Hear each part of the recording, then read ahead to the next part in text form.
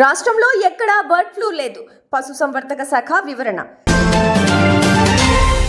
అమెరికాలో భారతీయ విద్యార్థులకు షాక్. 50% మంది వీసాల రద్దు. ఏపీ లిక్కర్ స్కామ్లో సిట్ దూకుడు. ఇవాళ విచారణకు హాజరైన ఎంపీ మిథున్ రెడ్డి. నేడు 77 మండలాల్లో వడగాలులు. పలుచోట్ల వర్షాలకు అవకాశం.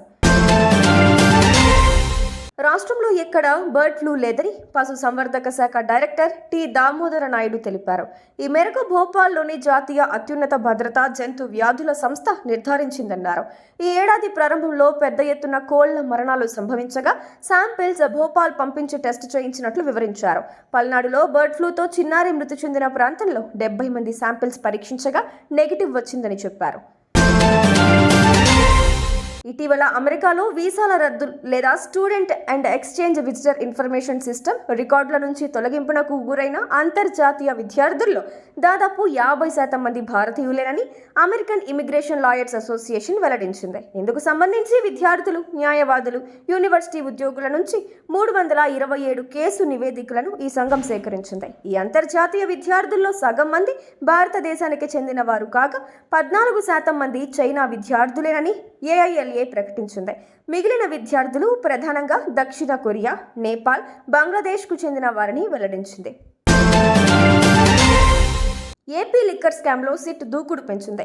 సిట్ కీలక విషయాలను సేకరించి వైసీపీ ప్రభుత్వంలో కీలకంగా వ్యవహరించిన రాజ్ కసిరెడ్డి, విజయ్ సాయిరెడ్డి, ఎంపీ మిథున్ రెడ్డిలకు నోటీసులు ఇచ్చి విచారణ చేపట్టింది. ఇప్పటికే సిట్ విచారణకు హాజరయ్యారు విజయ్ సాయిరెడ్డి. మద్యం కేసులో విచారణకు వైసీపీ ఎంపీ మిథున్ రెడ్డి హాజరయ్యారు.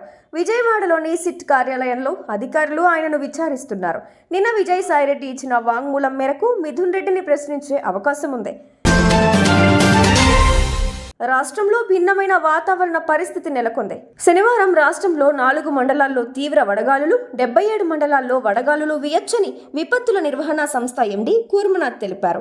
రాబోయే 3 రోజుల్లో కొన్ని ప్రాంతాల్లో భారీ వర్షాలు కురుస్తాయని ఏపీ ఎస్డీఎంఏ తెలిపింది. అల్లూరి, అనకాపల్లి, కాకినాడ జిల్లాల్లోని పలు ప్రాంతాల్లో పిడుగులతో కూడిన భారీ వర్షాలు కురుస్తాయని అంచనా వేసింది. శ్రీకాకుళం, విజయనగరం, మన్యం, విశాఖ, తూర్పు గోదావరి, రాయలసీమ జిల్లాల్లో తేలికపాటి వర్షాలు కురుస్తాయని పేర్కొంది. అటు తెలంగాణలోని పలు జిల్లాల్లో మోస్తరు వర్షాలు కురుస్తాయని హైదరాబాద్ వాతావరణ కేంద్రం తెలిపింది.